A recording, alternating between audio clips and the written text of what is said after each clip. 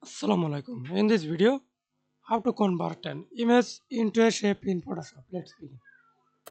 First of all, inserted any shape. I use insert this bulb shape. Press enter. I use for this black stroke. Press enter. Then hold shape. Click and drag on your mouse. See this image. Resize. Hold shape. Then convert to shape.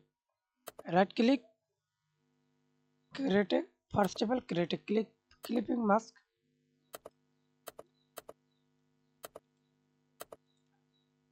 Okay, then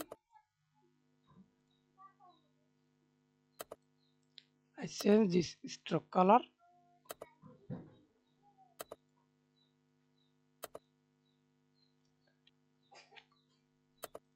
Okay, then hold control again, click image, right click, convert to smart object, again right click, raster is there.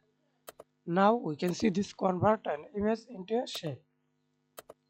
Thanks for watching video. Please subscribe to my channel, like, comment, share.